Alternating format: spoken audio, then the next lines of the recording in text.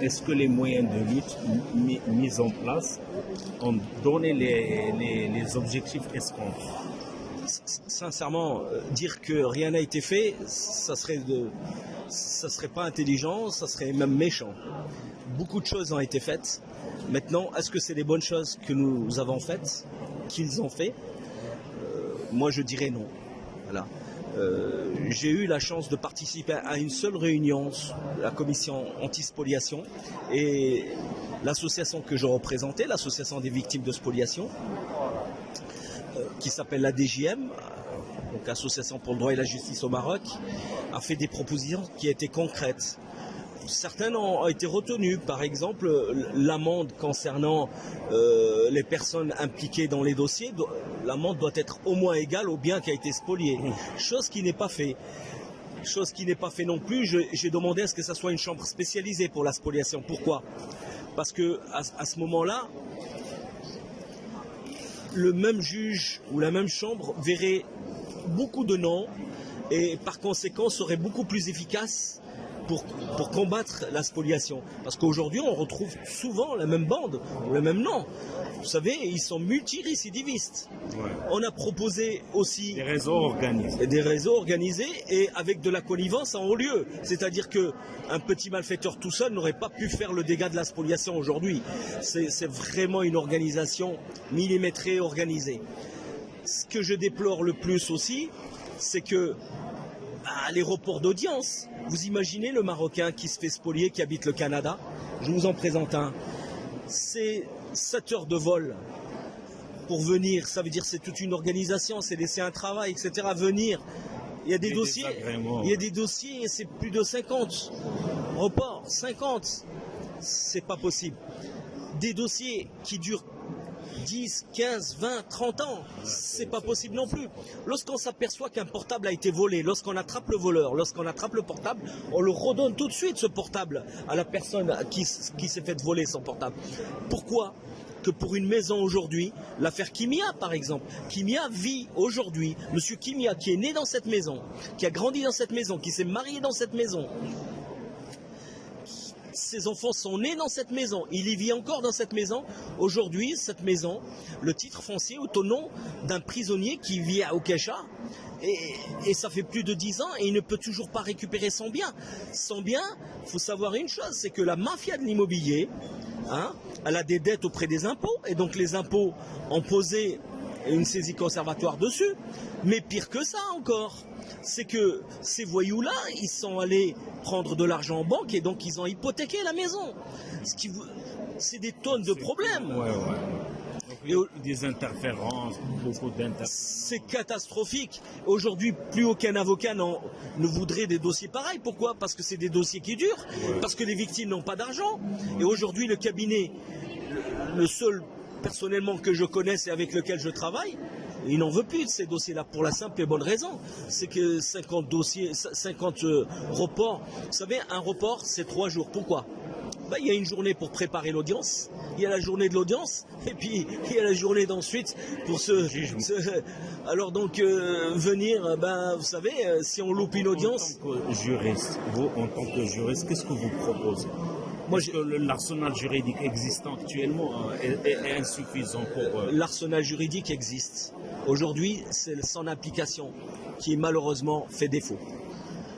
Par exemple, nous avons un conservateur qui a été condamné à 10 ans de prison. Pourquoi il n'est pas en prison? Pourquoi il officie toujours? Vous savez, lorsque vous attrapez un pédophile, vous ne le laissez pas dans une maternelle. Donc je ne vois pas pourquoi on laisserait un conservateur dans une conservation. Ça, c'est la première des choses. Il y a un avocat qui a pris 1 an de prison. Pourquoi il n'est pas en prison? Pourquoi? Alors, donc le problème, c'est l'exécution. Le problème, c'est l'exécution, parce que même lorsque vous avez un jugement d'exécution, dites-moi, vous n'avez qu'à demander les statistiques au ministère de la Justice. Combien de jugements d'exécution a été exécuté? Et là, vous comprendrez exactement ce qui se passe. Autre chose, c'est Moussa. L'association avance plus de 640. Non, l'association officiellement, elle parle de 488. Alors, je ne fais pas partie de l'association, je suis le conseil de l'association.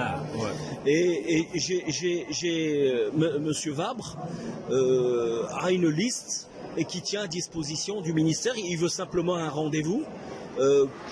exactement comme le premier rendez-vous qu'on nous avait donné. C'était, si ma mémoire est bonne, c'était le 4 juin 2018. Et depuis le 4 juin 2018, monsieur Stéphane Vabre a envoyé des lettres recommandées pour avoir un rendez-vous, pour remettre cette liste officiellement. Alors, est-ce qu'il y en a 488, est-ce qu'il y en a 100? Mais de vous à moi, le jour... Mais le jour de la justice, il parle que d'une soixantaine. Est-ce que vous lisez la presse tous les jours? Oui, oui, oui. Est-ce que vous savez que tous les jours, il y a des dossiers de spoliation qui sont relatés? Ben alors faites-vous votre opinion vous-même. Mais moi, je le dis les yeux dans les yeux. Il n'y a pas 60 dossiers. D'abord, au début, on parlait de 37. Et au bout de 3 mois, 4 mois, on est arrivé à 57. Mais je vais vous dire, il faut arrêter. Le ministère se trompe d'ennemis. Nous sommes une association qui a qu'un seul but, c'est le développement de ce Maroc sous la conduite éclairée de Sa Majesté le Roi. Nous sommes derrière Sa Majesté le Roi. On ne demande pas plus, pas moins que les directives royales qui ont été données. La lettre royale contient toutes les données. Nous sommes avec les institutions marocaines, mais il faut qu'elles travaillent, ces institutions, dans les règles de l'art. Tout simplement, on ne demande pas plus. Et aujourd'hui, ce qui me chagrine le plus, c'est qu'on nous prend pour des, je ne sais qui, des empêcheurs de tourner en rond, mais pas du tout. Moi, je suis fier de mon Maroc, je suis heureux d'être marocain, fier d'être marocain, mais je ne serai jamais fier de l'injustice qui s'y passe. Ça, c'est jusqu'à la mort. Je n'en veux pas. Et qu'est-ce que vous proposez pour remédier à ces... Moi, aujourd'hui, sincèrement, ça fait 10 ans maintenant qu'on se bat pour que ces dossiers sortent. Je n'aime pas du tout quand ça apparaisse dans la presse parce que c'est mauvaise presse. Et mauvaise presse, c'est le Maroc qui le subit.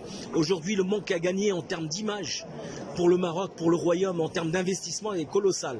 Il faut que ça cesse et qu'on soit sérieux et qu'on se mette à table. Nous sommes des partenaires pour un Maroc moderne, solide, sous la conduite éclairée de Sa Majesté le Roi. Nous ne sommes pas pour un Maroc qui perd, un Maroc où la suspicion existe. Et aujourd'hui, je vous le dis, c'est très difficile de faire entendre raison à beaucoup de gens qui ont en charge la gestion de ces dossiers. Et aujourd'hui, je m'en remets personnellement à Sa Majesté le Roi, Amir el-Mouminin, que Dieu le préserve.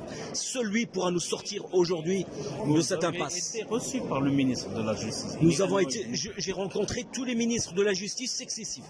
Donc, feu, Allah yarhamou, c'est Nasseri. J'ai rencontré M. Ramid à plusieurs reprises. J'ai rencontré M. Ojar à plusieurs reprises. Qu'est-ce que vous voulez que je vous dise ? Et aujourd'hui, de toute façon, il y a l'indépendance de la justice. Donc le ministre n'a pas à se mêler des dossiers, si j'ai bien compris la Constitution. Donc il y a un pouvoir judiciaire. Je pense que l'affaire, sincèrement... Mais au moins pour légiférer, pour... Eh bien, légiférer, nous demandons constamment à ce que la loi 3908, qui est une loi anticonstitutionnelle, spoliatrice, il faut qu'elle dégage cette loi. Il n'y a pas d'autre solution. 4 ans, et vous êtes fini. On vous prend un bien qui vous appartient depuis des générations. C'est impensable, c'est pas une loi. Ouais. C'est abusif. Regardez, je suis dans un état lamentable. On me menace de mort. Le seul avocat, je vais vous dire une chose. Le seul avocat aujourd'hui qui a le plus grand nombre de dossiers de spoliation, il reçoit des menaces de mort. On a porté plainte il y a 3 ans. Sur une page Facebook de 3 ou 4 000 followers et des gens connus. Moi, je ne vais pas commencer à citer des noms, c'est pas moi qui fais des enquêtes. Eh ben, on n'a qu'à arrêter ces voyous qui nous menacent de mort. Ouais. Alors que des prisonniers depuis la prison multirécidivistes portent plainte contre Maître Lerlimi et Maître Lerlimi est contraint de répondre dans les 10 jours. Je comprends que n'importe quel criminel puisse avoir une défense. C'est la loi et je suis pour cette loi. Mais je comprends aussi que les victimes et leurs défenseurs, ils ont aussi des droits. Et nous avons des droits. Et aujourd'hui, notre droit est bafoué. Moi, je regrette, ma famille vit dans la peur. Moi, quand je viens ici, ma femme, elle m'appelle tous les quarts d'heure. Mes enfants pleurent, mes enfants sont traumatisés. Je lui dirais, je viens parce que j'aime ce pays et je prends ce risque. Donc le phénomène est arrivé à un niveau C'est très simple.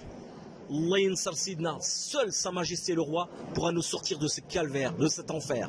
Seul, je dis bien seul Sa Majesté, et j'en assume pleinement les conséquences. Seul Sa Majesté pourra nous sortir de cet enfer.